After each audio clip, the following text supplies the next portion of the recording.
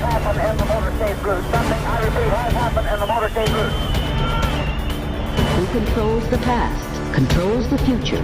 Who controls the present, controls the past. The death of bin Laden marks the most significant achievement to date in our nation's effort to defeat al-Qaeda. All you got to do is start looking around, start thinking for yourself, start investigating things, and you will see it all right there. So you have the power. Humanity has the power. We have the power. Do you want to fight? You better believe you got one! Let us never tolerate outrageous conspiracy theories. As for me, give me liberty or give me death!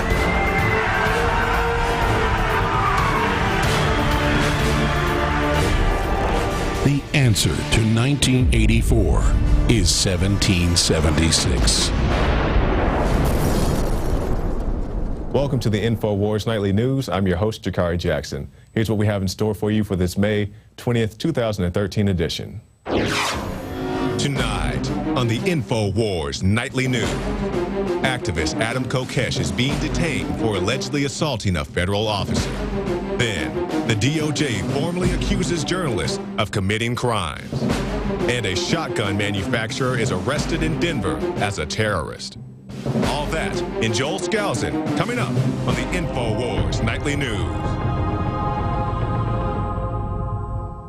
And welcome back. Top story headline: Obama DOJ formally accuses journalists in leak case of committing crimes. Let's see what this article has to say. It is now well known that the Obama Justice Department has prosecuted more government leakers under the 1917 Espionage Act than all prior administrations combined. This obsessive fixation in defense of secrecy also targets and severely damages journalists specifically and the news gathering process in general. State Department Advisor Kim did not obtain unauthorized access to classified information, nor steal documents, nor sell secrets, nor pass them to an enemy of the United States. Instead, he merely communicated his innocuous information to a journalist. But what makes this revelation particularly disturbing is that the DOJ, in order to get this search warrant, insisted that not only Kim but also Rosen, the journalist, committed serious crimes. Under U.S. law, it is not illegal to publish classified information. And these are just the things we're seeing more and more. It seems like every day, I think there's like 2 or 3 guys from Fox News, guys from the AP, all being hit with these orders, these sanctions. You can't report this. We saw Amber Lyon, who we had on the show, actually walked out of CNN over just such things. Well, not just such things, but under censorship from her network. And we see this censorship by the government. The government has secrets that they don't want to get out. And for more on that, we're going to go to our next article. Activists rally to free Adam Kokesh. Now, how does this tie into our last article? Adam Kokesh is planning an armed march in Washington, D.C. on July 4th. And just so happens he happened to be at a marijuana rally, not partaking, but just there. And he got arrested and harassed by the officials at that event. As the video documenting Kokesh's arrest proves, he was not smoking marijuana when he was snatched by the cops, nor did he resist arrest. Kokesh's crime seems to amount to no more than exercising his right to free speech under the First Amendment. And you saw the video right there. He was not resisting the cops. I mean, he wasn't letting them throw him around like a rag doll, but, you know, he wasn't resisting. You know, guys were grabbing all over him and all kinds of things going up. But it was good that his crew was there and people had a chance to film it. And speaking of filming, I had a chance to go out in the streets of Austin last week, and I filmed some people and their responses to late-term abortions. Jakari Jackson for Infowars.com. Now, we're down here on South Congress, very trendy part of the city, as Alex likes to call it. And we're going to ask people how they feel about late-term abortions. For those who don't know, that's abortions up to age 3. You know, of course, I don't believe in that kind of thing, but we're just going to see what the people have to say. Excuse me. I'm with the group supporting a woman's right to choose, particularly in the 3rd term. I'm just trying to get a couple signatures so we can support a woman's rights. Do you guys have a second? I mean, you don't have to put your full name. You just put, you know, your zip code. No. Women's rights To choose, particularly in the 3rd term. Excuse me. Hey, bro, I'm supporting a woman's right to choose, particularly in the 3rd term. Do you have a second? What's that? A woman's right to choose, particularly in the 3rd term. You know, because we have a lot of kids that are born with mental disabilities, physical disabilities, and, you know, sometimes the families can't take care of them. I gotta go to work. Okay. Appreciate you, bro. because we agree with the Journal of Medical Ethics. They talk about how children... Abortion? Yes. Oh, okay. Particularly in the late term, because some people, they have problems taking care of their children. Some children have medical disabilities, lack of finances, and so forth. We agree with the Journal of Medical Ethics when they say that, you know, you should have the right to do what you need to do. Excuse me, guys, supporting a woman's right to choose in the third term. Do you guys have any thoughts about that? You don't have to put your full name, you don't have to put your address. It's just up to age 3. You guys okay with that? Thanks. All right, thanks. Not just for a woman's right, but for the family's rights, the community's rights. It takes a whole community to raise a child.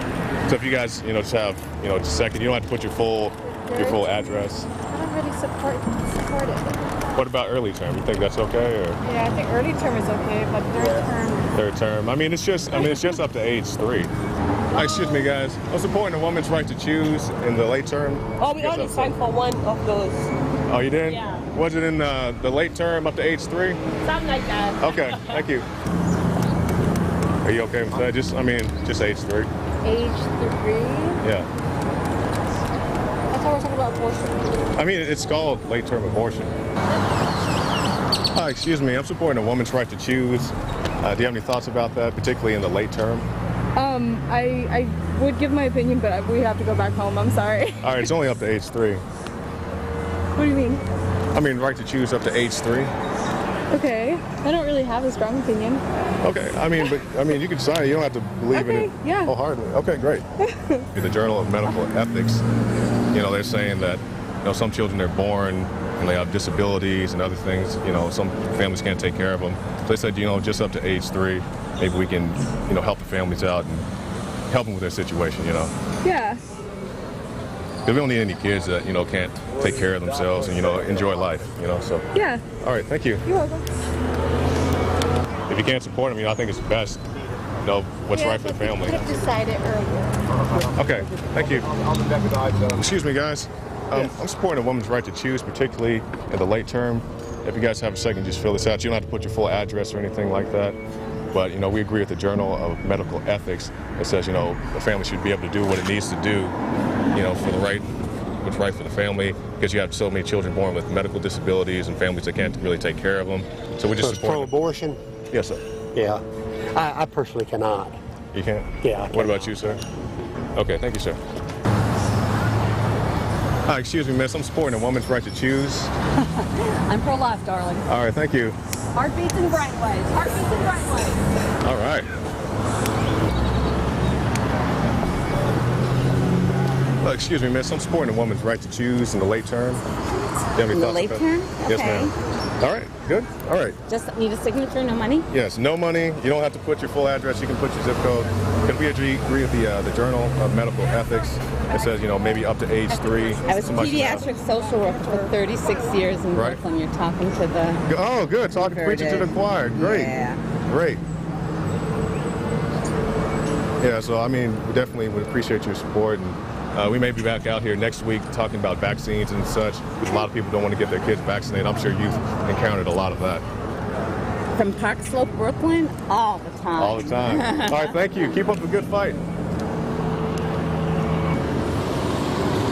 Excuse me, guys. I'm supporting a woman's right to choose in the late term. And what by the late term? Oh, you ready? Great. And you don't have to put your full address. You can just put your zip code. And, you know, we agree with the Journal of Medical Ethics. It says, you know, maybe up to age 3, we want women to have the right to choose what's right for them. Not just for them, but for their families, you know. Because there's a lot of kids born with disabilities and families that can't really take care of them. So we just want everybody to have the right to do what's right for them. Definitely appreciate it. I don't know if you guys hang out here a lot, but we may be back next week trying to educate people about vaccines and so forth. There's a lot of people don't want to give them to their kids. There's a lot of rumors and conspiracy theories that they contain things like mercury. So I definitely appreciate you guys stopping and keep up a good fight. Thank you. How you doing, guys? Out here supporting a woman's right to choose? Oh yeah, I love abortions. All right, great. How you doing? I'm out here supporting a woman's right to choose, particularly in the late term. You have the right idea, late term, because we agree with the Journal of Medical Ethics. They say that, you know, maybe up to age 3, but they want a family to be able to choose what's right for them. Got it. I'm not sure. You don't have to put your full address. You can put your zip code. And you can use, you know, if your name is Susie, you can go by Sue. Oh, we'll be going back. Let me think about that. All right. Okay, thank you. And do you know a place for fish tacos? Hey, excuse me, ladies. I'm out here supporting a woman's right to choose, particularly in the third term, late term. Please sign. Yeah, sure. You don't have to put your full address. You can just put your name and maybe a nickname. Yeah, we agree with the Journal of Medical Ethics. They say that, you know, a family should have the right to choose what's right for them up to age 3. Okay. So we definitely appreciate it. We may be out here next week trying to educate people. Thank you, too. Trying to educate people about vaccines because a lot of people don't want to give them to their kids, and also fluoridated water and stuff. We just want people to know to, you know, do what's best for them and their families. Okay, awesome. Definitely appreciate you guys taking the time out today. This is really great. Good luck getting my signature. Thank you. Now, what you just saw was about 15 minutes worth of work. I believe we collected 3 or 4 signatures standing in one spot, people walking by. Most people weren't really interested in what a late-term abortion actually was. I did try to explain it to them the best I could. I told them about the Journal of Medical Ethics, saying, hey, this is a great deal. The people I was most surprised were, first, the young lady who was actually carrying a child on her back. I don't know if that was her daughter or not. I was very surprised she signed it. And also the lady who turned out to be a nurse who knew all about late-term abortions, didn't have to tell her anything. She just jumped up and signed for it. So that's where we are now in society, late-term abortions up to age 3, and everybody thinks it's great. Jakari Jackson for Infowars.com.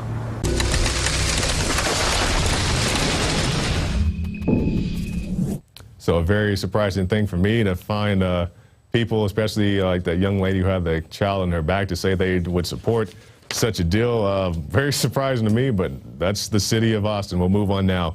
NYPD cops arrest woman recording them, apparently stealing wrong memory card. We were arrested, these are the words of the lady, while filming an NYPD checkpoint on a bridge between the soon-to-be gentrified Bronx and the quickly gentrifying Harlem.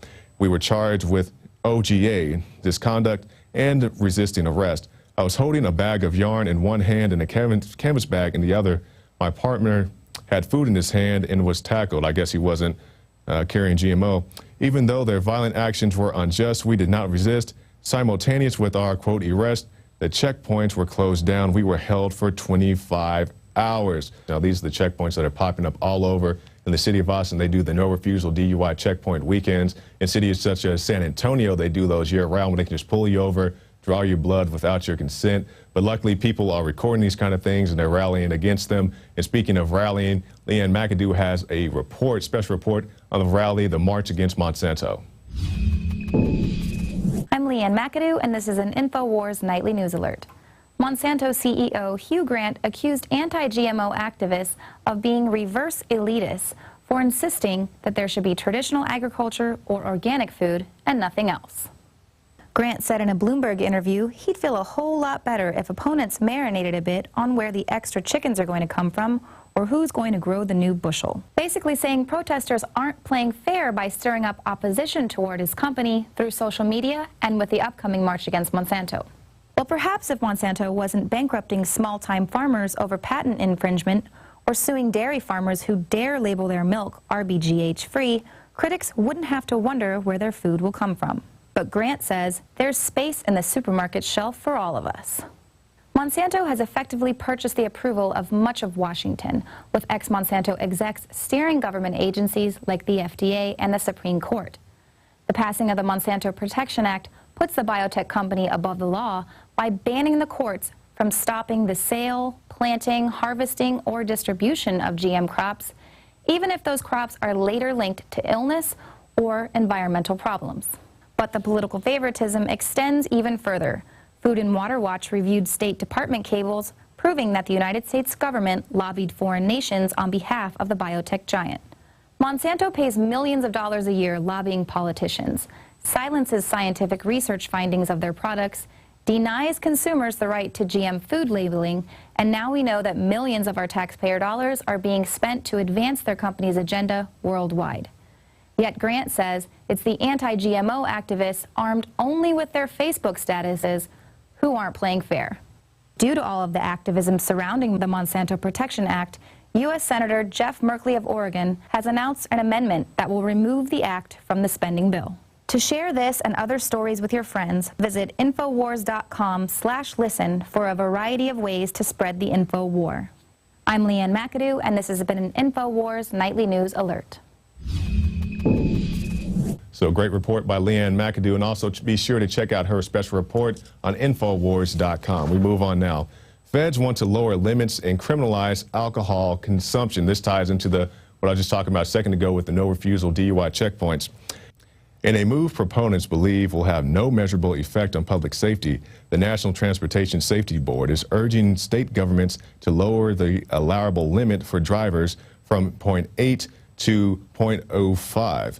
Even Mad Mothers Against Drunk Driving, the most vocal anti-drunk driving group in the world, would rather pursue other options. And the article goes on to say that back in 2010, a report came out that said about 33,000 traffic fatalities, and out of those, only about 10,000 or so involved a blood alcohol level of above 0.08%. So it doesn't really seem to be that measurable of a deal. Even Matt says it's probably not going to help all that much. It's just another thing to get you into the system. And I don't personally even drink. I definitely don't endorse drinking and driving, but I don't really think this is going to be that measurable of a difference either. It's just another thing to get you in the system, like getting felony charges for releasing balloons. You guys saw that article out of Florida. And we'll move on now to our last story of the night. Now, this is the guy who got in the system for a very stupid reason. Denver cops arrest Italian shotgun manufacturer as a terrorist. The Daniel Perazzi was arrested on Saturday after a cab driver turned him in to police as a terrorist. The Perazzi shotgun executive was taken into custody by Adams County deputies outside the Denver, Colorado gun collectors show and was held over the weekend. The cab driver notified law enforcement he suspected he had a terrorist in his cab when they were waiting to intercept him, evidently oblivious to the fact that he was arriving at a highly publicized gun show. I mean, one of the biggest gun shows in the country, especially for antiques and especially firearms that he made. And this guy is a terrorist because he's riding around with a few shotguns. See something, say something, you see it right there in the cab. This snitch culture that's in the world today, especially in the state of Colorado, where they're trying to push through some very heavy legislation and even try to do so. And that does it for the news portion of our program. Now stay tuned after this break. We'll be back with Alex Jones interviewing Joel Skousen. But first, let's go to our quote of the day. This from John Adams. When people talk of freedom of writing, speaking, or thinking, I cannot choose but to laugh. No such thing ever existed. No such thing exists now. But I hope it will exist. But it must be hundreds of years after you and I shall write and speak no more. That by John Adams. A very, very deep quote. Good job on that one, John Bound. So we'll be back right after this break with Alex Jones and Joel Skousen.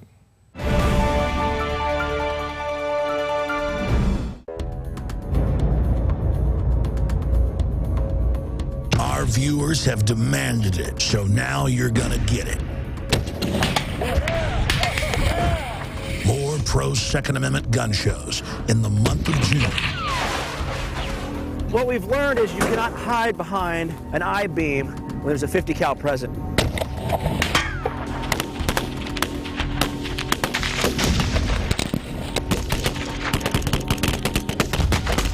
Brothers in Arms, 50 cal ammo review, and more. Coming in the month of June to the Infowar.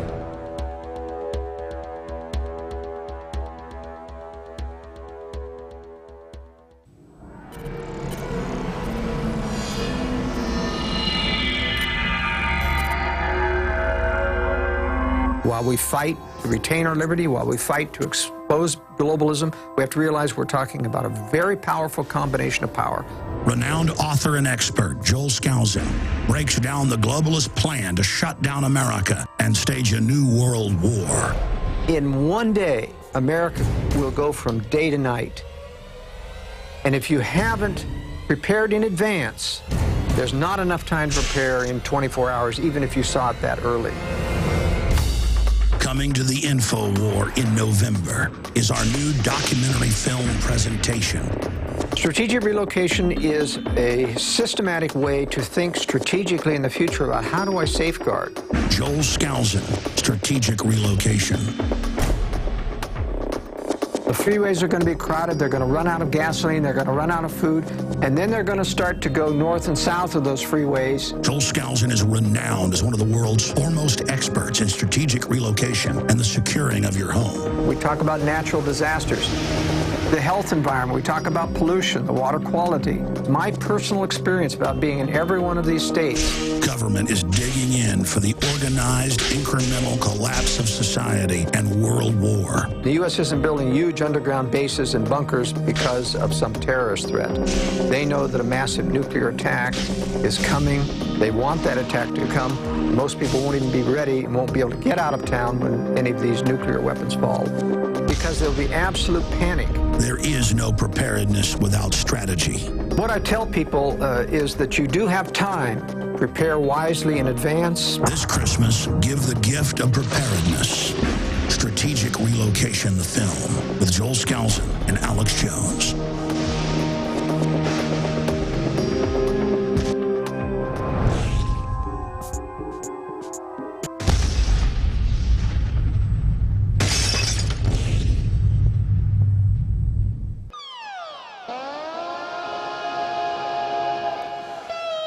Hello, this is Hank Hill, and I'm telling you what, you need to listen to Alex Jones. Yeah. Infowars.com. Judge, what is the secret of the universe? Infowars.com.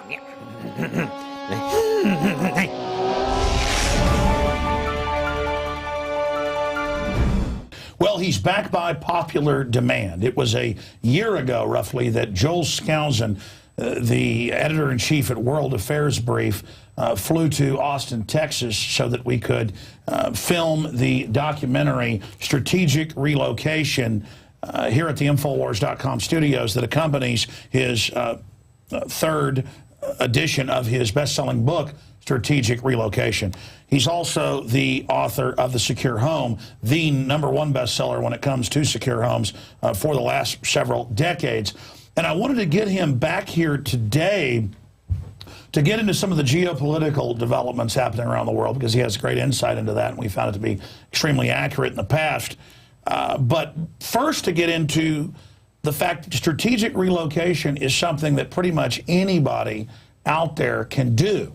Now, does that mean that you can go to the very safest spot from his decades of research all over the country? No, but there's always things you can do in any region to increase your overall safety. And some people say, oh, you're being, fearful. Well, government is digging in. They're building bunkers. They're moving to certain areas they believe are secure. They're building underground seed vaults. They're buying billions of bullets and 7,000 anti-mine tanks and armored vehicles. So the national security state is digging in on record and saying the terror threat isn't al-Qaeda anymore, who they publicly run in Libya and Syria and other areas. It's conservatives, libertarians, Christians, gun owners in the Fed groups, basically real Americans. Anybody that's informed, dialed in, and cares about freedom, we're the enemy. John Wayne would be the enemy today. And this over-the-top attack on liberty is actually an opportunity for us to reach out to our fellow Americans and people across the world and really point out how absurdist all of this has gotten. So again, when I say that you should try to move to an area that's safer, I'm not saying we should give up. We should have offense and defense, an offensive position, but also a defensive position. And I've been following Joel Skousen's work for about 15 years, but I have to tell you, I'd already chosen where I wanted to live in Central Texas, the safest area, before I read his book and found from my own research exactly what was then in his book. And other areas that I've traveled to reading his book, he has intimate understanding of it. So he's not just spewing a bunch of bull here. He has built secure homes and other facilities all over the United States and other parts of the world. And so that's why he is probably the leading expert in this field. There's differences of opinion out there by other top survivalists and redoubt builders, but they all respect each other and respect the work of Joel Skousen. And the reason I go into that long intro is because you need to understand that even when you research all the time, it's important to go to specialists on specific areas because the world is such a complex system, and it's not just wide, it's also very, very deep. So whether you live in the Northeast or the South or the Southwest or the Midwest or the Pacific Northwest or Southern California or those areas or the mountain region of the Rockies, There are sub-regions and sub-areas that are more preferable. And it may just be a 20-mile difference. And so that's why this message is for everybody out there. Even if you can't leave Lower Manhattan, still thinking about being prepared puts you 1 step or 2 steps or 3 steps past others. And so that's why Joel Skousen joins us with an update on the film Strategic Relocation and the book Strategic Relocation 3rd edition, which are both available at InfoWarsStore.com, I should add, or by calling 888-253-3139. And when you watch the film or you read the book, it puts you into that battle space of really shaping the battlefield. And life is a battle. Life is a testing ground. Joel, great to have you back in studio with us. Thanks for flying commercially here to Austin, Texas, and congratulations on surviving that 1 in a million malfunction plane crash you had as well. Well, I thank God for that. I walked away, even though the seatbelt broke and the airplane was totally destroyed, I walked away with barely a scratch. So it was amazing. Yeah, you've certainly got some angels there, my friend. Yes, you know, when that seatbelt broke, I expected to be flying out of the cockpit, and I hit nothing. My glasses ended up 200 feet away, but I didn't go anywhere. Explain that. It's amazing. Yeah. You know, I could ask the questions, but you're the expert here. First off, and then get into the updates, because some of the things have been upgraded, some downgraded from last time we were here. Here in the U.S., the film also breaks down the rest of the world, and so does the book. But specifically, people that say, hey, I can't move to the middle of nowhere. I can't go where Joel's saying. There's bullseye zones in the dartboard, but there's also areas that are, you know, better than the absolute fringes. Well, you know, Alex, this is what, in all the feedback I've gotten back over the years, the things that people most like about this book is that it isn't about just one safe area. It isn't about a redoubt where everybody else is dead and you only survive if you get to that. That's very discouraging news. And in fact, people can survive almost anywhere if they follow my specific criteria of where to specifically locate in the areas. I can find safe areas, relatively safe areas, even in 0-rated states. And I rate every state in the union here from 1 to 5, or from 0 to 5. Florida's a 0. Florida's a 0, Hawaii's a 0, and New Jersey's a 0. And now that doesn't mean that you cannot survive there. It just means that you have to take extra precautions, because the forces against you and against liberty are so high. The lack of places to hide, the tyranny of government, all of those things impinge upon you. And it also reduces the amount of time you can expect to survive in a long-term crisis. In other words, you can do fine in the short term, and you may extend it to the medium term, but these 0 states in a long-term crisis of total social unrest for several years, you're going to need to move. And that's one of my messages. A lot of people say, well, I can't move. Because of why? Well, because I'm tied to a job. Well, let me tell you, if there's nuclear war and total social unrest, there isn't going to be a job. So at some point, you're not going to be tied to that area with a job. Now, I am very sympathetic as a relocation consultant, and I've dealt with hundreds of people over the years, and I found safe places for people who can't leave. But I do tell them, at the end of all this process, if you're in certain areas like the LA Basin or the New York, New Jersey, you know, high-density population, someday you're going to have to be walking out of that area. Absolutely. Well, listen, I'll interrupt incessantly if I don't turn it over to you. So look right in there into the camera. I guess that's the camera you're on, or right over here. Right over there, Joel, you take over and give people a presentation and an update on this. But what I want to point out is the great value of the book is that I give specific recommendations in every state of the union about where to find safety if you have to stay in that area. For example, in California here, which is a very populous state, that people go to, you know, I do give a summary of all of the general threats that I discuss generally, where you rate states according to their gun laws and their homeschooling laws and their medical laws and their population density and the climate and the growing ability. Then I give a synopsis in every state about how each state rates in every one of those areas. And this is very, very valuable in a nutshell to see exactly where the states rates. And then I list all of the weapons and actual target areas in an area so that you know When you coordinate that with the color map of the area, you have the target areas and all of the difficulties on the map. But this is the most important area, or the general notes about each state, where I give my general analysis from my experience personally having lived or worked in these areas. And then we have city-specific strategies, meaning every single metropolitan area where most people have to stay and live, I give specific strategies where to relocate if you need to relocate locally so you can stay in the area to avoid the massive outflows of people in a social unrest situation, or where the mountains and other things shield you from nuclear targets. So you see we have the Bay Area. I cover San Francisco, Oakland, Central California, San Diego, Los Angeles, and other major areas, Sacramento, where to locate relative to those things. And then I give specific retreat potential areas in every state where you'll find your actual best retreats. So in Ohio, I tell you the rural areas that are best, as well as if you have to be around Cleveland, how to avoid certain areas where the threats are going to come from and where to maneuver. This is very valuable material for people who cannot relocate. And briefly, tell them how you discovered all this, because I found it so accurate. Everywhere I go in the country, I've taken the book with me, and you really get the essence of the people. You look at the laws. I mean, how did you do this?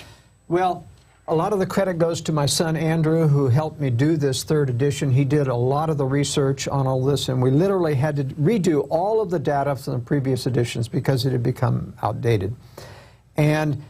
But I have the experience of having worked in every state of the Union and having designed homes, and so I know the terrain.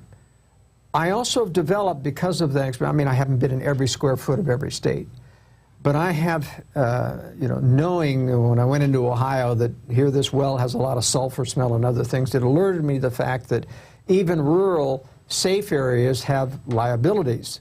And so we went and searched out the water quality in the various areas, created maps for this book on how to do that.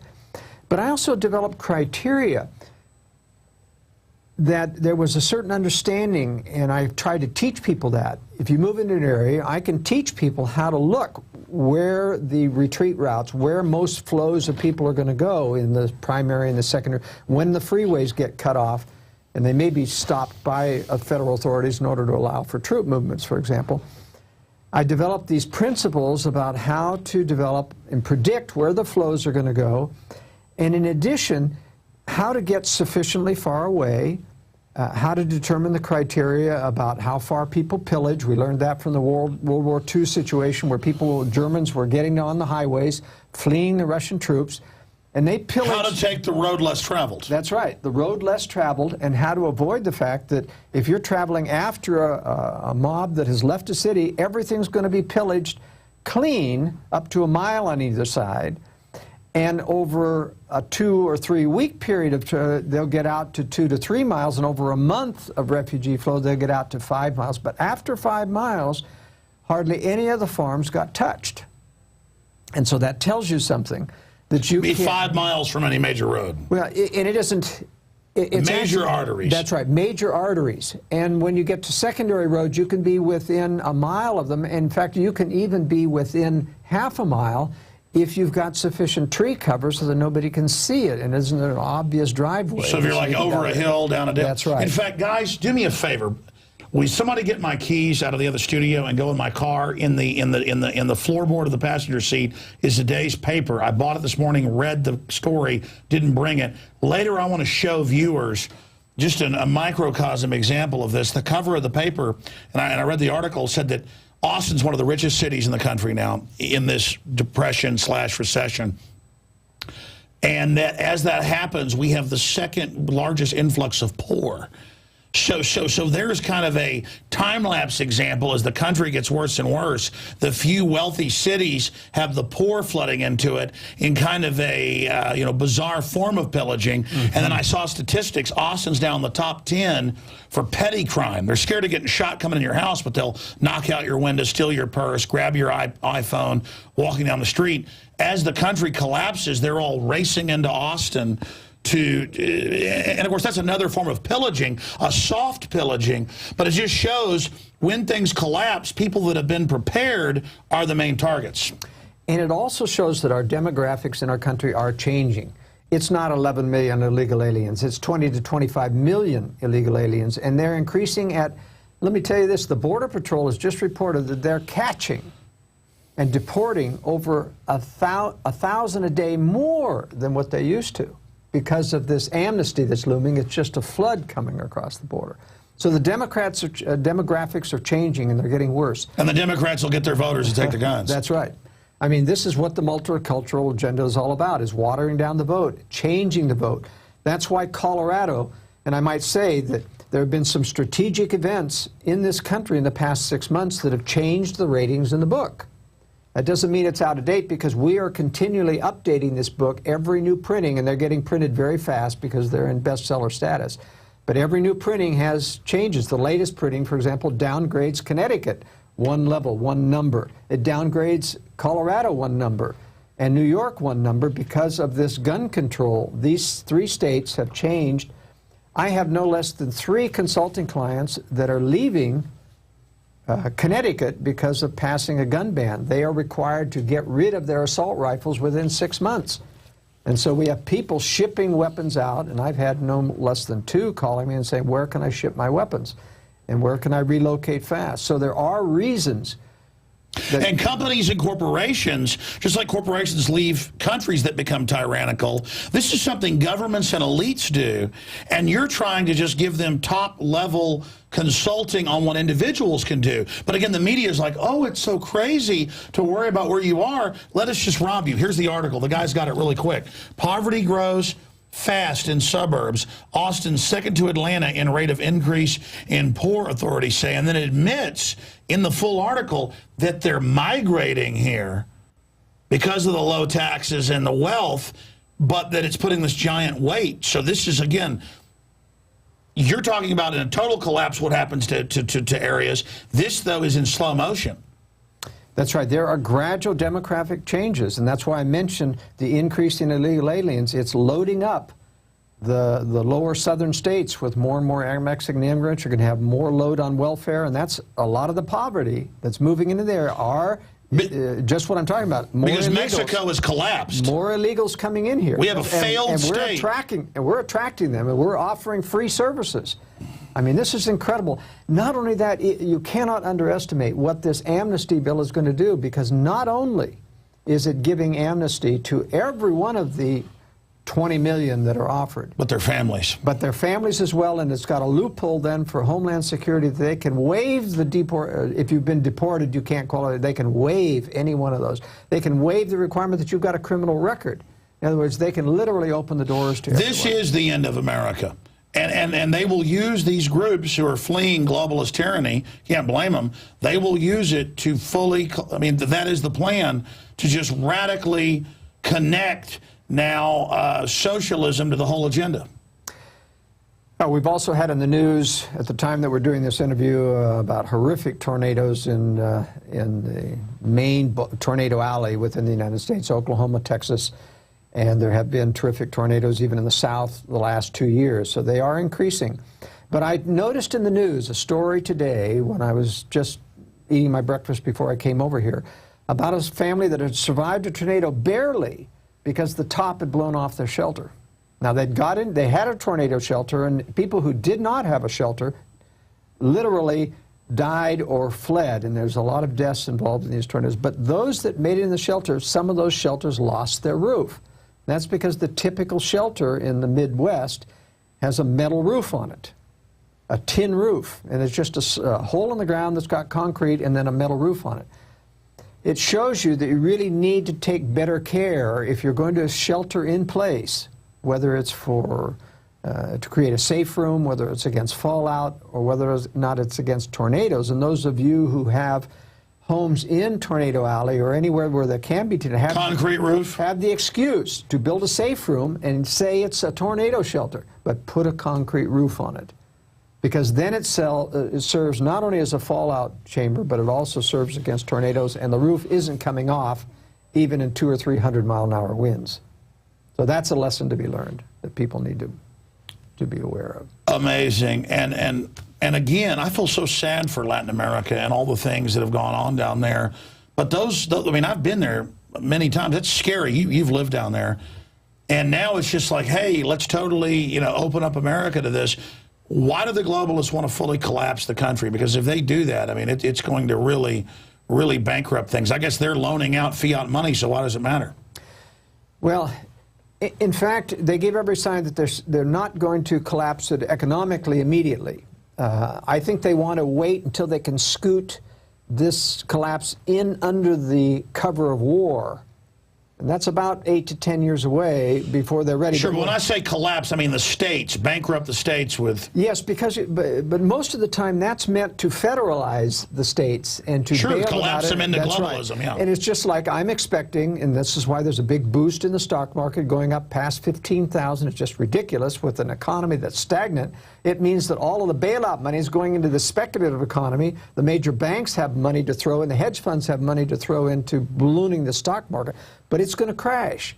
Now, it won't crash all the way to the bottom like 1929, but even a 30% would cause such a loss in the pensions funds that I think that will give the government the excuse to nationalize pensions as part of the bailout, to bail out pensions. Oh, yeah, they're having the congressional hearings about that. So every crisis will be used to consolidate federal power, but actual tyranny, the kind of crisis that will cause the collapse of civilization, I think will wait until war comes, because then they walk away scot-free. They walk away coming out of their bunkers saying, we're here to save you. And we didn't, you know, it's not our fault. The Russians deceived us. They lied to us. You know, sure, there are these people like Joel Skousen who said, we knew about this and we covered for the Russians. But we ought to lock those people up. We're the champions of the military complex and prosecuting this war that's coming out. So my view, though, is that there are two major issues you need to look at in terms of strategic relocation. One, if you can move or if you can't move. If you can move, you need to look at the way that the society is moving quite rapidly towards tyranny. You don't want to be in Boston after the Boston Marathon spectacle of militarization of the police. You saw more military vehicles come out of that city than I ever realized were in any city of the United States. I mean, there were tens of these armored vehicles, and there were SWAT teams that had more uniforms than I ever thought was capable in the Boston area. This was an object lesson to us that they are building these facilities, not using them until they have to, and they will surprise you how much they have been preparing for martial law, preparing for the takedown of domestic cities. And they use a false flag like this as a dress rehearsal. That's right, and it was a dress rehearsal, and people failed that dress rehearsal by completely succumbing. No one challenging the military about why you need to drive us out of our house at gunpoint and tell us to lie down on the ground. Totally uncalled for. It's about we're all suspects, they're the good guys. And then it turns out the two guys are really FBI, CIA protected. So what I'm saying, though, Alex, is that people ought to wake up from that and say, I don't want to live in the Boston metro area anymore, if that's what's going to happen. I mean, this is tyranny waiting to happen, and almost every major metro has that kind of militarization of police that's going on, and it's been sold to us in the terms of SWAT teams for drug busts and going against gangs. But when they pulled out that much, we know that it's for domestic control. Well, the training manual will say that. Yeah. It's for libertarians and Christians and conservatives. And so I think it ought to accelerate people's desire to know that they should retreat. And you know, it's amazing how many people have told me I can't relocate. When I really investigate whether or not they can, I'm finding it's more convenient. It's inconvenient for me to relocate, but a lot of people can. Now, I'm not saying, because I do believe we have some time for people to make these, they don't have to rush out like in Y2K and relocate, quit their job, and then starve to death because they broke their financial lifeline. That was a big problem with people relocating without proper preparation in Y2K. But they do have time to do this, but people can transfer within companies. They can transfer within industries where they still have credentials. I know it's a tough job market, but it is starting to come back. Not a true recovery, but an inflationary recovery. And so there are more opportunities, and people don't have to make the decision 6 months or even a year from now, but they have to keep looking. I keep telling people, you have two choices. You can leave now when it's inconvenient, or you will walk away from the city when there's no job and there's total social unrest. At some point, you're going to be leaving it. So you talk about multiple redoubts. I mean, I could move from the middle of Austin to 25 miles outside on the edge of the Texas Hill Country, but then I can use maybe someplace else, because I haven't done that yet, as a real backup that's further out. Where would that be? Well, that really gets into this, where is real safety? And real safety is where you've really got good growing potential, because there's going to be famine in this country when war starts someday. It may last for up to 2 years before supply lines start to get reestablished and things. So you've got to have growable territory.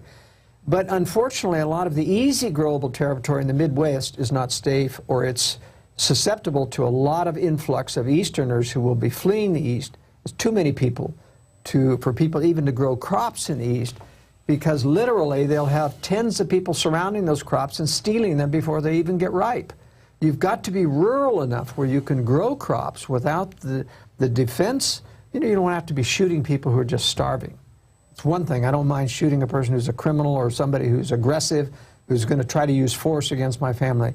But I'm not going to shoot people who are just literally starving, and unfortunately you can't reason with them when they're starving or control them. You've got to be rural enough.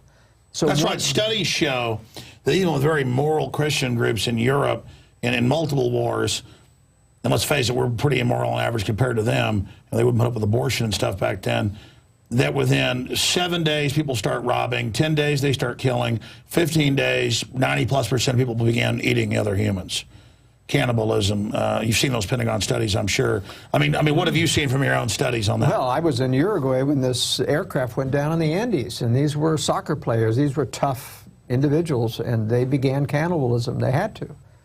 And they had the same problems about, am I going to die or am I going to eat this compatriot who just froze to death? And they started to eat, and they survived. And so it isn't necessarily the ultimate evil, but certainly the social unrest is different, because you have people preying on one another, and even good people, for the sake of their children who are starving, are forced to go rob and steal or do anything or break in to find some food. Why are we having to look at societal breakdown? Because it's more than the globalists selling off all our infrastructure in the Panama Canal and giving weapon systems to the communist Chinese and the Russians. And why is the government digging in? I mean, obviously we know these answers, but explain to some of the new viewers, why is it important to get prepared? I mean, bare minimum water filters, storable foods, firearms, things like that. Well, the government is digging in because of nuclear war. That's the only reason I emphasize that they're digging in, is because nuclear war brings absolute chaos and social unrest. Because it's preceded 20 minutes in advance with an EMP strike, which takes down the grid, there will be a social unrest within 3 days after the grid going completely down. There'll be no help coming from anywhere else. And that's why people have to prepare. Look, even if you have to stay within society, you get caught there so that you can't leave when this crisis hits. You've got to be able to hunker down in your house, in a concealed safe room, with food storage, with water, and eventually with electricity when it's safe to come out and start. Sure, but my point is, what are the geopolitical factors of why the rich and the elite are all getting ready while telling us not to get ready? Why would they not want to tell us to get ready? Well, the main reason for that is because they want the maximum amount of panic to force people to join the New World Order as their salvation when they come out of their bunkers. They want the maximum just like they stage terror attacks to get us to give up liberties. That's right. But they want panic so that... Why are they building underground UN seed bunkers? Because there is going to be a major destruction of the infrastructure, and we have GMO seeds almost excluded. There are predators. Monsanto is a predator upon society, so that it is actually suing farmers for saving their own seeds, or even when GMO crops go over and contaminate their property, they're suing them as if they were stealing GMO seeds. Mega predator. They are trying to stop stop the production of heritage seeds. Even though they won't completely do that, we are losing so many heritage seeds because people aren't using them. And Monsanto infects them. That's right. And they have hybrid seeds. Almost everything you buy in the store is a hybrid seed, and they're not going to reproduce themselves properly. There's going to be famine, there's going to be starvation, and they will control the entire process by being able to bring out of the seed bank the stuff to restart society. And there will be controls. Unless you take the oath of allegiance to the New World Order, you won't get any seats. But that's the thing, Joel. It's not just reading your book and studying. I live this like you do every day, 18 hours a day. They are really making preparations for this, and they write books admitting a lot of it. And it's so diabolical, but it's really like a scorched earth carpet bombing of society, dumbing everybody down, destroying families. It's just make everything as weak as it can so it submits to this Antichrist takeover. That's right. And I think people will, by and large, submit. They will feel totally helpless, especially as they see our military has been taken down. That's the big excuse why we have to go into a militarized New World Order. It's not just, let's join the UN. It's going to be, we have NATO now, we'll form the main military arm, and we've got all these secret weapon systems that we'll turn over to NATO. Well, why didn't you bring those weapon systems out to protect us? Why didn't you use those to stop the Shut up, traitor, you're arrested. Why didn't you use those? And that's exactly what they'll say. These people are not supporting our troops. They're undermining our support for this mighty patriotic war. And they'll bring out the vision of the glories of World War II, and that's why they glorify World War II, even though there's a lot of this globalism that was involved in World War II in selling out Eastern Europe and using the name the United Nations 4 years in government documents before it was created. There were globalists operating. Well, sure, the globalists put Hitler in power. They didn't run him, they put him in power. Right. He wrecks everything while they're funding the Soviets. It's incredible. I mean, that's what's so frustrating about all this. Well, in the 20 minutes or so we have left, Joel Skousen, get into it here for the viewers. Break down more about why they should get the book. Let me review, Alex, for your listeners, what they can get out of this book, because it is extremely comprehensive. I think perhaps about 50% of my customers asked me, well, what about leaving the country? They want to leave the country. They feel like because our government is the source of a lot of the world problems about globalism, that they can escape those by going to the government. So I have in this new edition put into the first section of the book about selecting a safe country. And I talk about the various countries around the world, the global seismic hazards of those, and where you can find freedom in other countries. I talk about specific countries in every major region in the world except Africa, which I give a 0. There really aren't any safe places in Africa. Even South Africa, the freest of the countries right now in Africa, is really under threat. It's going to go the way of Zimbabwe eventually.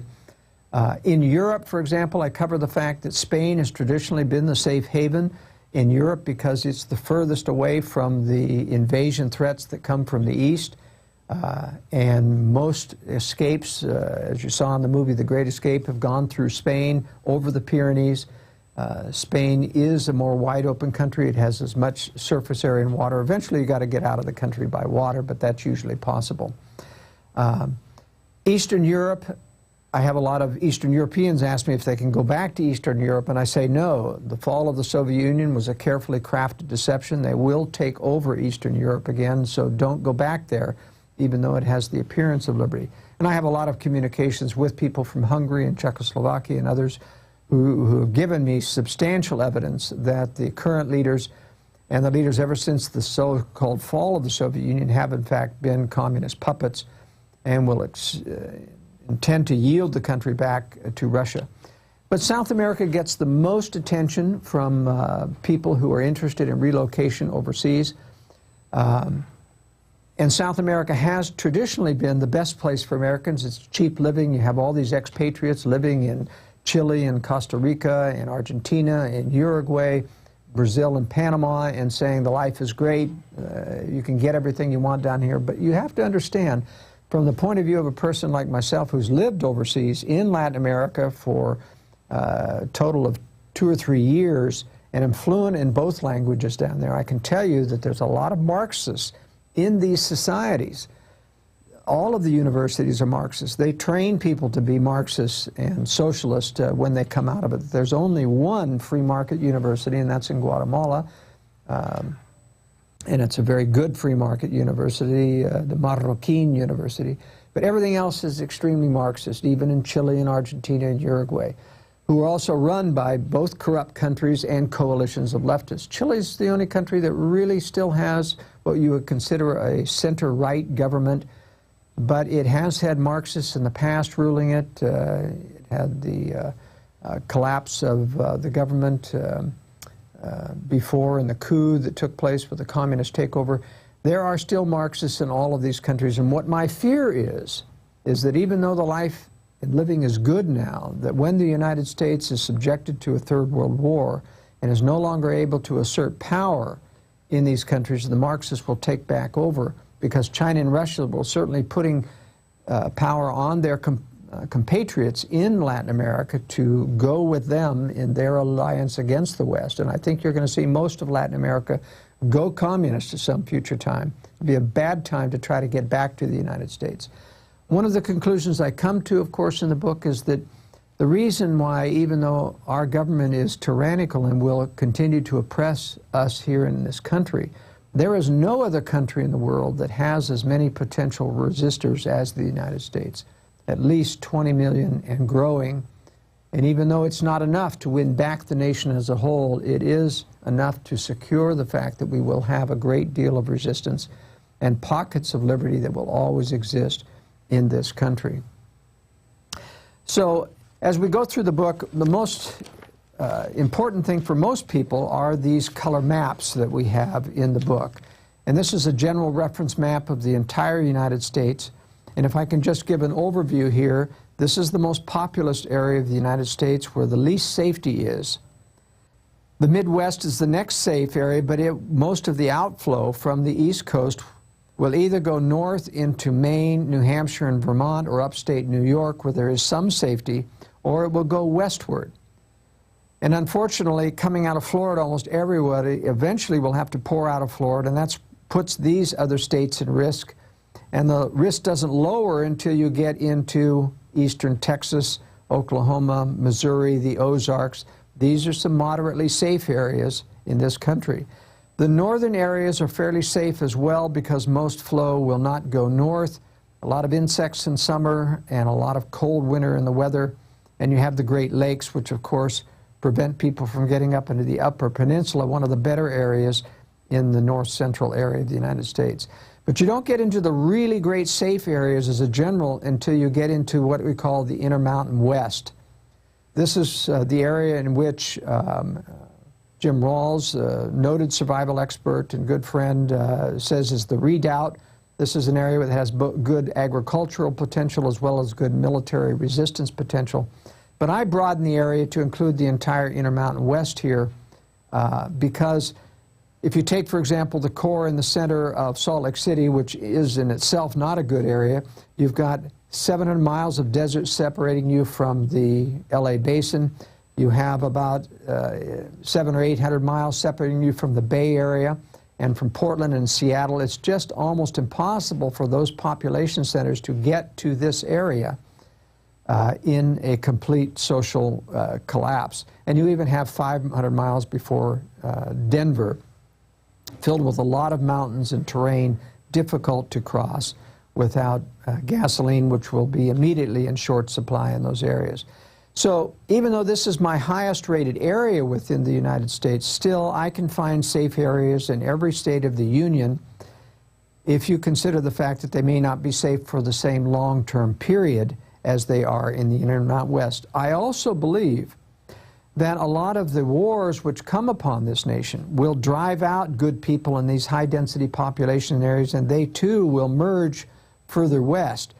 That's the process that I'm hoping will build or change the demographics of America so that it is no longer everyone feeling alone in the major metropolitan areas, but people that are congregating where they can feel as if they are among other fellow libertarians and conservatives and Christians, and that they can band together to control the areas. Now, I might say that there is no state in the State of the Union that has a truly libertarian conservative government.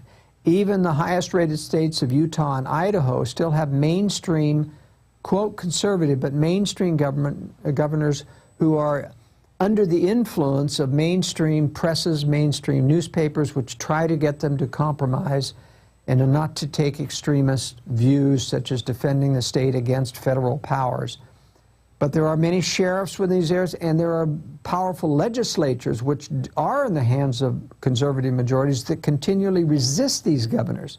In contrast, in New York, where you have a liberal governor and a Democratic legislature, or in Connecticut, or in Massachusetts, or in California, or in Illinois, the most corrupt state of the Union, these are forces that cannot be overcome by conservatives, even if you get as activist as you want to be. And so ultimately it's a losing battle in these states where the demographics are against conservatism and where they're continually receiving an influx more from Latin America, which continues to make towards a more democratic party solution.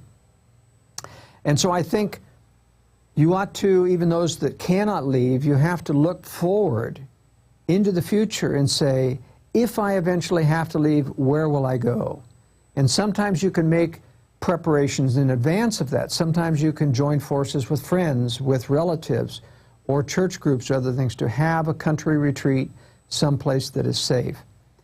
And you can't mostly, and hardly ever can you make a living in the best retreat places, because to retreat is inversely proportional to population density, and getting a good job and having an income flow is generally directly related to population density. So these kinds of things are almost mutually exclusive. But it's important, if you have the possibility either to retire or to develop a home-based business that is internet-based, which you can run from almost anywhere, then those are the people that have the most important potential in being able to relocate. The individual state maps, and these are some of the national maps that talk about earthquake hazards, so at a glance you can see where the major earthquake hazards. That doesn't mean that you can't live in these areas. You'll notice that there's significant earthquake hazards in the safest areas of the United States. But it means that you have to take architectural protections against that. And one of the reasons you have a safe room is that when you design them the way that we do in our architectural firm, you design it so that it withstands an earthquake, it rocks as a complete box, it does not collapse. This is a map that has the various groundwater pollution levels in there. This is a map which is a very important map that everybody can use in the book. This is my example in New Jersey, one of the most dangerous areas in terms of population density, and also has a nuclear target. How do you plan an escape route to get out and avoid the circle of freeways that are around here? There's a beltway here, 287, around Newark, going around New York, and it's like a moat. You have to carefully design how you're going to get out of that, because if you try to go through those freeways where there is an exit or an entrance to the freeway, they're going to be clogged with people trying to get on or off the freeways. But there are dozens of routes, which I point out in this detail in the map, which show you how to get under that freeway and how to go through the bypasses, the overpasses or underpasses, which have no exit. It's a very, very important map. You can take this principle into any city, use Google Maps to zero in satellite view, and find out exactly where you have roads going over and under the freeway. On the individual maps, which are extremely useful to people, you have, of course, any major military targets visible, including the surrounding states and the predominant winds, so that you can calculate how much fallout or other things that you have to prepare for. Generally speaking, unless you're on the West Coast, you need to prepare against fallout. There isn't any exception there. Even though some areas may be fallout area, they will be able to, it's just safer to have that. Plus the fact that when you have fallout resistance through at least 12 inches of concrete over the top of a safe room, it also becomes a fireproof room. So if the house burns down or is subject to pillaging and somebody burns it down over you, you can still survive. And by the way, in the United States, major cities have been almost burned to the ground many times in the 50s and 60s and things. This happens all over the world. Greece, Europe, look at the turmoil they're in. There's a reason government's digging in right now. And let's hope we politically fix America. But the problem is the globalists are so dedicated to this plan of pure domination that I think that's a very low probability, unfortunately. I mean, we're trying to mitigate this as best we can, waking people up. What are the chances, Joel, of turning this around? I think nationally the chances of turning it around are less than 2%, just because of the power. Remember, they control judges, they control 3/4 of Congress, they control the executive, they control... What if there was a total political awakening? And by total, I mean 60, 70% really. Let me give you the example of Italy. 1994, total political awakening. They found out that every political party was on the take from the mafia. 100%. Everybody was remember involved that. in kickbacks. Within a year, the powers that be were back in power. Even though they threw all the rascals out and elected new parties, they were the same people putting up new people claiming to be reformers. And they were back under their control within a year.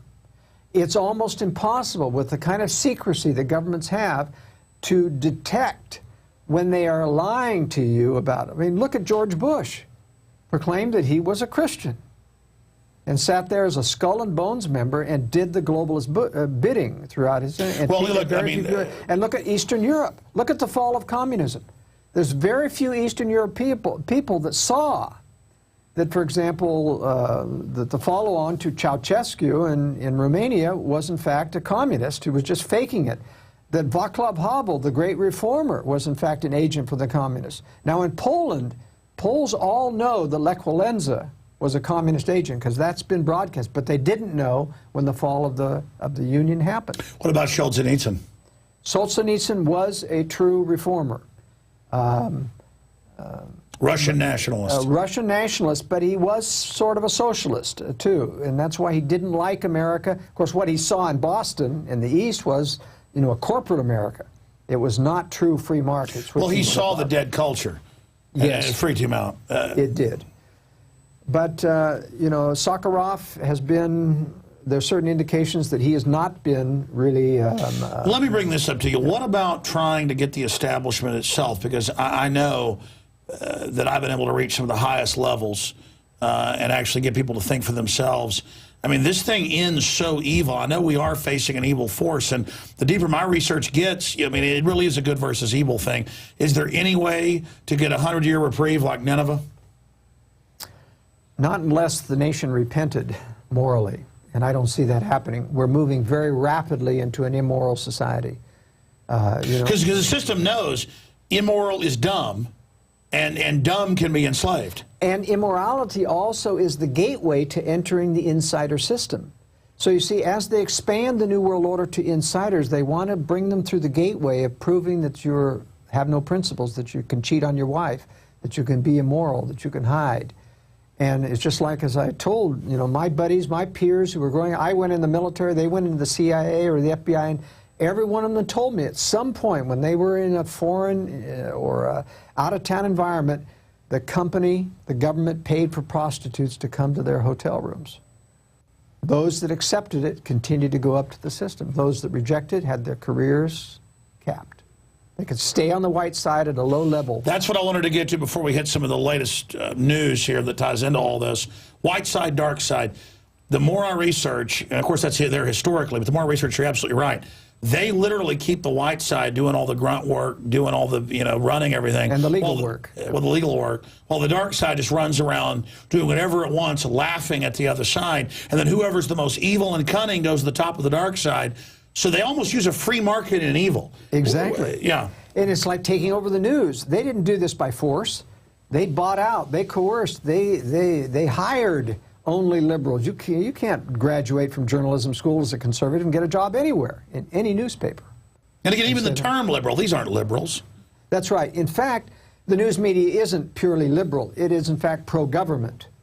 It is a shill for government, and that's what people need. The reason it's liberal is because government is liberal. They are Fabian socialist, and they only want, but there is a coercive, a slow coercion that any reporter will tell you if they're honest, that if you go certain places, the editor will come after you and shut you down and threaten you. You know, you go that way and you won't have a job. And so they don't have to use those threats very often.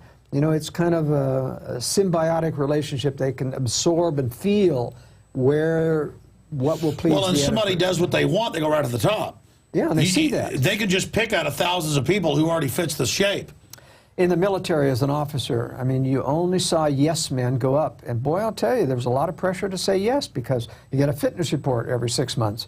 And if you start bucking the system, if you start complaining that they're just going to waste the money at the end of the year in order to keep the same amount of money for the next year, and they do that in every military squadron. They fly off all the gasoline or all the kerosene. Fire all the missiles. You know, they do everything to use it up, and it's just extremely wasteful, and it hurts your conscience. And I spoke out, and I didn't last very long in the military. I spoke out against the wall-to-wall pornography on the walls, and all the military can do, and this is why we have sexual predation. I mean, it's not only tolerated, but it's encouraged, and you look the other way, and even the officers are involved. So you're not going to cure this problem by putting more women in close proximity to these people. These are things which don't give me any optimism that we're going to cure the system. If there was going to be a revival, if there's going to be a greater morality, if there was greater decision, if more whistleblowers were coming out and not being persecuted, I would have hope. Sure. Well, here's the bottom line. You know, I call it immoral to be a coward. And they sell it like, you know, some of these other issues that are seen as fun, as, oh, that's what's immoral. And they sell the New World Order as fun, but it's only doing this to get control of your life. It's like the Disney analogy of Pinocchio. They get him to do all these bad things because then he turns into a donkey, turns into a slave. What is at the end of the rabbit hole with the New World Order? If they could get everything they wanted, what would they build worldwide if they were in total control? Then I briefly want to get into Benghazi and the different scandals that are going on, how that ties in right now. Their goal is never to have absolute control. You may be surprised at that, but that is not their goal. To have absolute control, you've got to have communism. And communism doesn't work, and it's unpopular, and it destroys incentive. They are always saddled with the fact that they have to deceive people forever. They have to have effective control. They have to use manipulation, but they have to do it in such a way that people still think they're under democracy. They still will have voting. Because the devil claims he's given you free will. That's right. He's claiming to make you free, but it's controlled freedom. So controlled that, in fact, good cannot prosper. Evil can prosper, but they have to let the middle of the road be blind, prosper, have jobs, be able to switch jobs without total control. But there will be probably about 25 to 30% more control than what we have. They will do suppression for certain religions. They will do suppression for freedom of the internet. There will be this harboring feeling like you're being watched, so that everybody... The panopticon. That's right. And so that no one will feel free to go out and to establish Misesian economics, Austrian economics again. Nobody allowed to go there. That'll be tainted. Nobody will go back to the days of Alex Jones when you were free to talk and accuse the government. That'll be treasonous. So there'll be that kind of control. It'll be more like East Germany, but more like West Germany in terms of watching over your shoulder, but more like West Germany and allowing people to have prosperity. And there will be prosperity, but there will be this circle of citizenship. No one be allowed to have a license to have business or be a professional unless they swear allegiance to the New World Order, take the mark, if you will, and there may be a number, maybe a chip involved in it. That is the mark of the beast. And what's incredible is even if you're not a Christian, if you study the globalist plan, they're following Revelation, and when you get deeper, they say be atheist because they want you blind to it. They really are religious. That's right. They know, and that's why part of the immunity that I talked about that they guarantee, and part of it that is satanic, is the promise that you won't face the judgment of God someday. Well, it's Faustian. When I was stuck in Bohemian Grove, I was there with over 1,500 old men, billionaires, you name it. No one else was ever able to infiltrate and get out. By the grace of God. People ask how I did it. It was grace of God. It was a question by the Secret Service, FBI, you name it. I didn't even really lie to them. I just said, oh, I'm just here visiting. You know, I'm just here with the, you know, here from the Texas delegation. But the old men were grinding their teeth. They were in religious exaltation when this was happening. And the whole ritual was about, we're putting all our sins on this child we're going to burn, and you're going to get away with this. Yeah. And the whole thing was like a ritual, really blasphemy, like they were going through the veil and getting a reprieve. You know, and if people read Isaiah 14, it's a very interesting non-religious reference. He talks allegorically about all the great men of the earth, the presidents and kings who were in hell, in chains, waiting for he that was going to thrash the world to come and save them. I think that's an allegorical view, a visionary view of the promises Satan makes to the great men and the powerful who have these revelatory pacts with Satan, the Faustian pact, if you will. The promise that you won't suffer for your sins either on this earth life or in the afterlife. They're cowards. And they're waiting for Satan to come down and fulfill his promise. And then he descends in chains and they say, art thou become one of us? It's a very graphic view. It's rather clouded in allegory. But how do they not know that the creator of the universe is where all the power is at? How do they not fall on their knees before the obvious spirit of it? Well, in the first place, it's wishful thinking. I mean, when you've got as many sins as these people do, and they've all had tremendous sins, they love to believe in this. They want to believe because they fear. I mean, Bill Clinton knows about judgment. He was raised a Christian. George Bush knows that. But he wants to believe in the promises of the Illuminati that we can save you from judgment. They want to believe it. It's not going to happen. But as Isaiah saw in the 14th chapter, every one of those kingdoms were waiting to be saved by he who was promising to come and save them. I just don't even get it. I mean, you can see the fruits of the New World Order. It is not something you want to serve. I mean... But you look at the people right now. I mean, look at Timothy Geithner. He got saved from a tax evasion charge. He got immunity. Look at Bill Clinton. He got off the hook. He's a famous man. Look at Warren Buffett. Hundreds of billions of taxpayer money. You can't tell me that they can't see the fruits of it. To them, the fruits are all good. But that's the God of this world. That's right. And it won't last.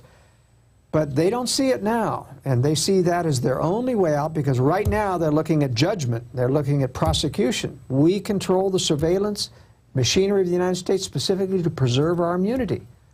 Even if Ron Paul got elected to president, he would never be able to penetrate the surveillance and get them to turn and tap the phones of the power elite to get the evidence to prosecute them. He'd never get it. They just simply say, we tap their phones and there's nothing. They'd lie to them. Or they'd say Ron Paul tapped them without warrants. That's right, and they would use their own. Exactly. Yeah. Exactly. So you see, I'm pessimistic about winning this through the mechanism of politics. This is very important. I'm not optimistic about winning it through electing a Republican or even a Ron Paul, even though I would fight for Ron Paul because you could do so much to convert the world through having a voice for liberty out there. But they would destroy that figure. But they would destroy that figure, and he knew himself and told me, he said, I fear I'd be assassinated by them. But I'm trying to say that all is not lost. I wouldn't be doing this work on strategic relocation. I wouldn't be putting myself out front instead of playing it low as the editor of World Affairs Brief or being on your show even if I wanted to not bring the government upon me. They'll come after me. They'll come after you someday. But I'm still optimistic because if we're doing what's right, if we're defending liberty, we've got the protection of God. And if we go down, it's because we're serving a higher purpose. And so I'm not afraid of that. If we go down as part of God's plan. That's right. But we're going to do some good in the process, I'm hopeful of doing it, hoping to wake some people up. But I know that God will not allow all liberty to die. He will never allow that. There will always be pockets. There will always be a resistance. And we may well have a resistance after a collapse, but it certainly will not be without a collapse because there's never been a time in history where people have resurrected themselves from tyranny and from sin without repentance, and that repentance always comes through hardship. That's right. We have to go through the fire first. We have to go through the fire of adversity. I'm not a believer of the Cadillac rapture, running down the freeway, everything's hunky-dory, and the second coming comes and releases. I'm a believer of the second coming after we go through the tribulation, after we prove our mettle, after we show God that we have suffered and done what's right, listen to the promptings of conscience that guide us, that lead us to safety. That's what we need to do. Well, you can see society out there. It just has a nihilistic death wish. People are just reveling in buying into lies, and people badmouth the United States so much, and we've had a terrible history, but compared to others, we've had a great history. And there has been a special fire of liberty in the hearts of men in this nation and their souls. And, you know, it's my hope, exactly as you just said, to put the truth out like a pebble in a pond, and then as things get worse, that's actually as people listen. So even though the enemy has great power, when it finally forces everything down, that's when people will go, oh, and remember ancient seeds planted way before we were even born, and then seeds we've planted.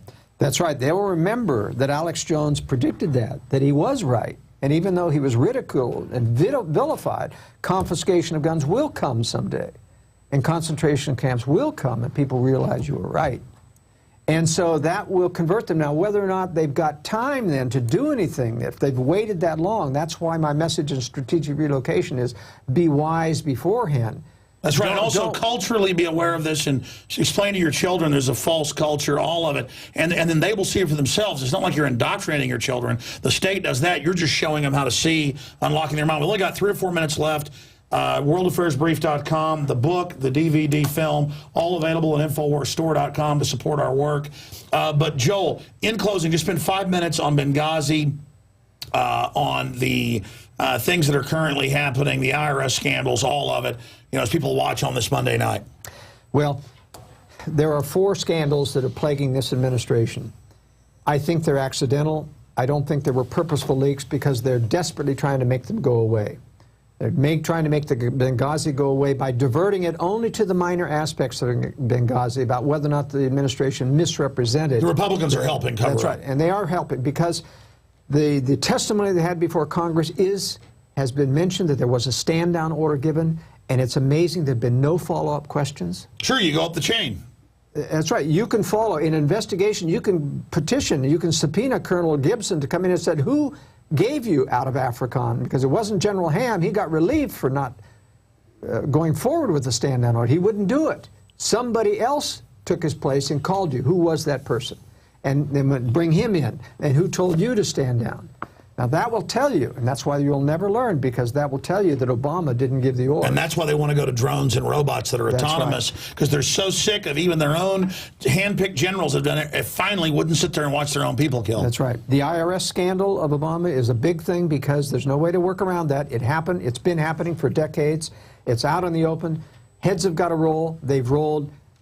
So far, nobody's satisfied because the people who are really in charge of the thing, like Sue Ingram, is still at the IRS. And they've had IRS people come out and say, orders come from the top. Of course they do.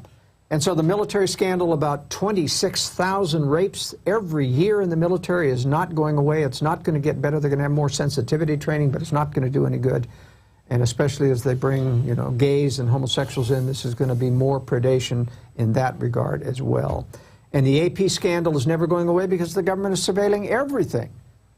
And but they are putting the world on notice and the journalists on notice that, in fact, the government is tapping their phones. And it is putting a chilling effect on the reporters. They complain now that nobody wants to talk to us. Oh, the president of the AP said that today. Nobody wants to talk to us because they know there's no such thing as anonymity anymore. Oh, but I thought it was a conspiracy we were being spied on. And yet the media will not say it's a conspiracy. Briefly, tell that story about you in '83.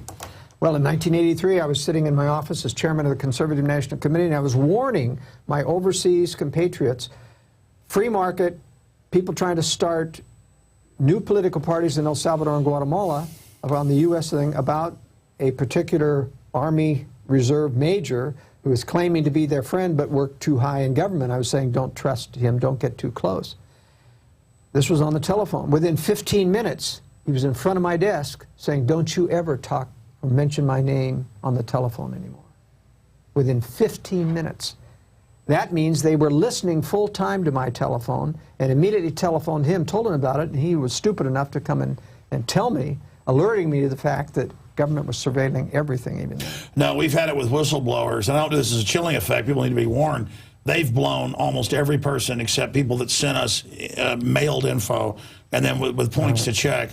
And it is incredible. I mean, I'm talking about clergy response team would send me stuff, and 5 days later, the feds would be in their office. And it was like, tell your flock gun confiscation is good, take vaccines, the families, take the crosses out of your churches. I mean, it is. You know, they really hate Christians. Like, do you think they're trying to stir up Christians now with, like, the Fox News report about, oh, all Catholics are terrorists and all evangelicals are terrorists, and this, and I think it had Mormons in there. I mean, it's just bizarre that they would be that obvious. And they're trying to bait people on our side. I think that's what the 2 billion bullets was. There's no way that DHS can use 2 billion bullets. It's to bring out those that will be upset by it. They're taking names. And so we've got to be very, very careful how we not allow ourselves to be provoked into things that are unwise with government releasing information that we appear, oh, that's great, we can jump on this, but we've got to be careful because they are setting traps. One of the most important things that we've talked about strategic relocation is this issue of war. I want people to know, though, that I'm watching this very carefully. Alex is watching this very carefully. We hope, at least through my World Affairs brief, if people subscribe to that, that I can warn them. I'll be watching when the Russians and Chinese are getting close. There will be signs. I think the trigger event for World War III is going to be North Korea attacking South Korea. When you see that happen... You've been saying that for years. Yeah, we may be weeks or days away from World War III because China will use that as an excuse to come in and nuke the West, and Russia will come in to support that. And the Communist Chinese have said, we don't care if you kill half our population. We're tired of taking care of them. That's right. Well, listen, this has been a very powerful interview. Joel Skousen, worldaffairsbrief.com. Don't go. I want to say bye to you here at the end of the show. Thank you so much. Folks, you need to get this book at InfoWarsStore.com. Support his work, my work. But more importantly, you need to get informed yourself. And by reading it and going over it, it'll get your mind in that place to think about this. They're both discounted together. The film, that's close to 3 hours all total with the film and the extras, and the book, constantly updated, the 3rd edition, available at InfoWarsStore.com. And your purchases, again, fund our true, in the face of the New World Order media operation. So I want to thank Jakari Jackson for doing the news portion, Marcos Morales, David Knight, Rob Dew, Darren McBreen, and, of course, Leanne McAdoo, and so many other people we're not even mentioning here tonight. You, the viewers, our sponsors, everybody, we could not do this without you. But InfoWarsStore.com, InfoWarsStore.com, strategic relocation. Put it on Access Television in your area. Show it to your church. Get the book. Show it to people so that folks that are awake will be many, really light years ahead of the general public. If we're unable offensively to change this to the point of defeating them, then defensively we're going to have a large remnant who really knows how serious it is after all this takes place. And it's come out in the news that foreign governments, you know, and emails the British have leaked, you know, listen and watch our show. Because, look, we make a full-time study of this, a full-time focus. We know what the think tanks know, but we're from the other angle. And they've been arrogant about their program, thinking you're so stupid. They've bragged about a lot of these plans publicly. You know, like Kissinger in the new WikiLeaks said, we do the illegal now, the unconstitutional later. The Constitution, the Bill of Rights, the Declaration of Independence, they ridicule it constantly because it is a hedge against them of common sense, common law. So the answer is restore that, discredit the system, restore the republic, and we'll have a future. But just living your life, taking care of your family, being a good person is a bulwark against their evil, and trying to reach out to others who are under this control also will turn things around. So again, Joel Skousen, thanks a million for being with us, and that's it for this edition of InfoWars Nightly News, brought to you by viewers like you out there. And we will be back, Lord willing, tomorrow night, 7 o'clock Central at prisonplanet.tv.